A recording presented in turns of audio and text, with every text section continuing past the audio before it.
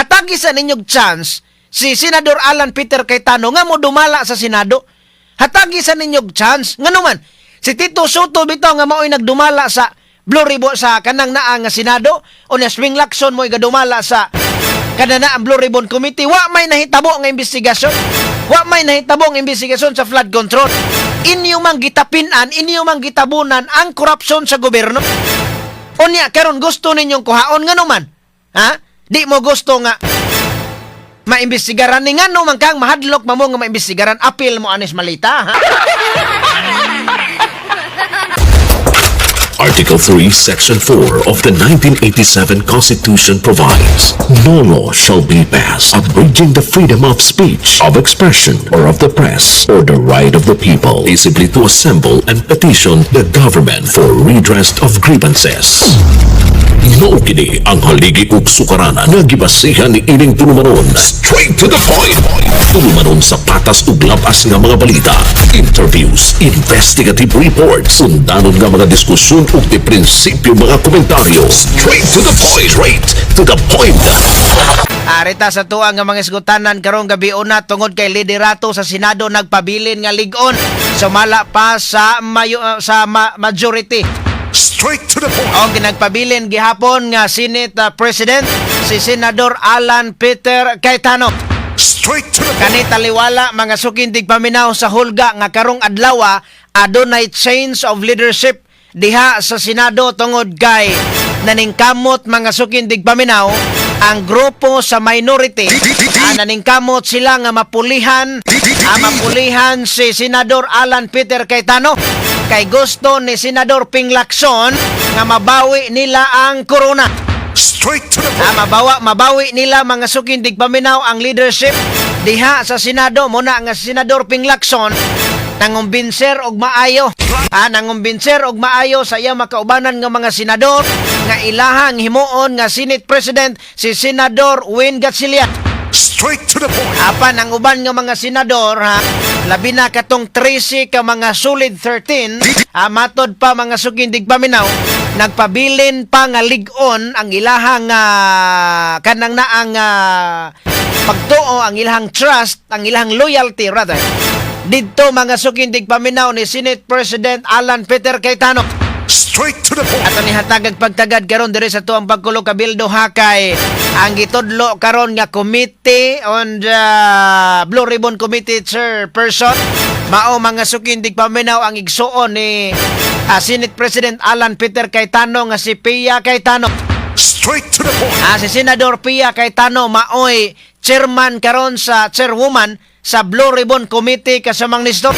Siya mo'y chairperson karon sa Blue Ribbon Committee o niya ang pro tempore or kanang na ang vice mga sukindig paminaw sa Senate President mao si Senadora Loren Legarda. Straight to the point. Panihatagag pagtagad karon kay ang kaning ni ang mga senador labi na ang grupo ganina lingaw kayo aligre kay gaganiha kay nagdahom ta mga sukindig paminaw og mailog yun ang leadership sa kanang na ang Senado. Kay kani sila si Senador Ping Lacson, Senador Tito Soto, Senador Mig Subiri, o kaning uban nga mga senador nga naa mga sukindig paminos mayori sa minorya. Kanibang naa kaning 11 man ni sila kabuo. Naninguha gyud sila nga mapulihan si Senador Alan Peter Cayetano.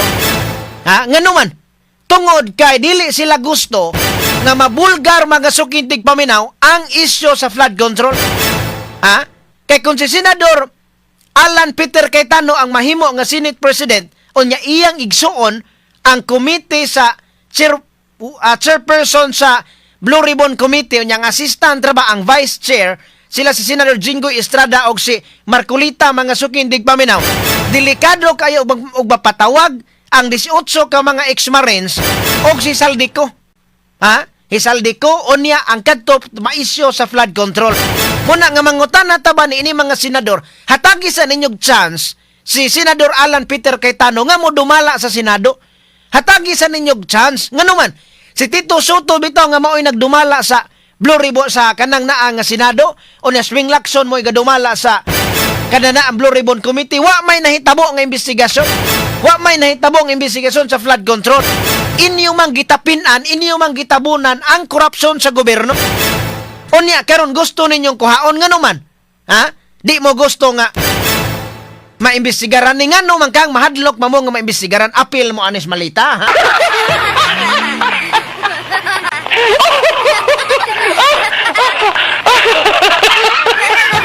Kana pangutana lang ng atua. Ha, pangutana lang na astan duha ka mga tulfo nagpakahilom mo. Unsa man ning duha ka mga tulfo? Ha, duha ka mga tulfo mga sukindig paminaw nga isog kaayo. Nganong hilo man ni sa flood control nga anomalya. Nakadawat mog malita mga tulfo. Kana nga to pangutana la. Ha, hilo man. May rani og kanang away mag-asawa kay isog kaayo. May ranig mga kapitan maoy doon nagreklamo sa barangay kanang road right of way. Mga away silingan, away sa barangay, purting isuga ni mga tulfo. Karon flood control nga anomalya. Asa mga tulfo karon, ha? Asa man nato pangitao?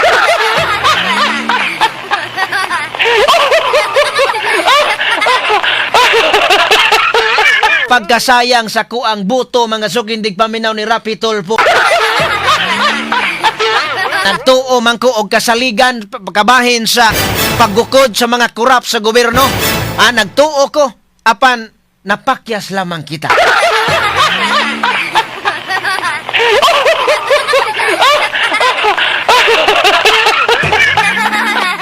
Samtang sa laing bahay natong hatagag pagtagad kay nihangyo ang ombudsman karon ngadto sa Sandigang Bayan nga mopagawas og precautionary hold departure order ko na PHDO batok kang Senador Rodante Marcolita. Straight to the point. Giapil sab sa pagpangayo mga sukindig paminaw og hold departure order si Congressman Mike Defensor. Kanhi Congressman Mike Defensor o ang mga pribadong individual nga sila si Joseph Espirito o si Aristotle Viray. Straight to the point. May kalabutan kining ni ang maong rekomendasyon sa ombudsman sa ilang gifile nga investigasyon ang kasuhan nila og kasong plunder ug indirect bribery si Senador Rodante Marcolita. Straight to the point.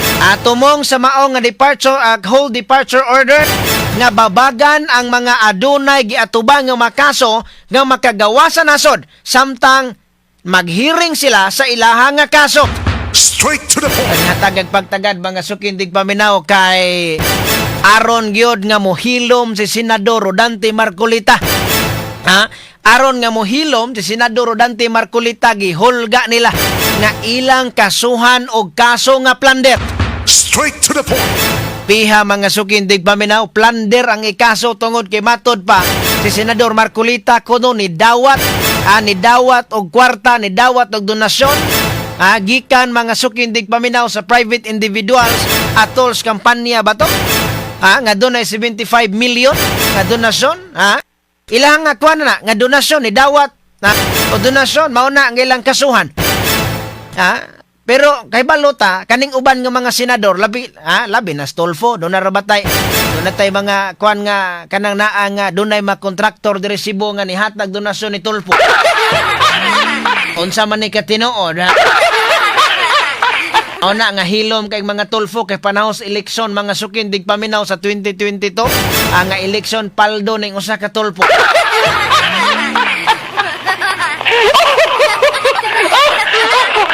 Wa man lagi ni gukda ngano si Marcolita nga si Marcolita mga sukindig paminang bag-urang nahimong senador.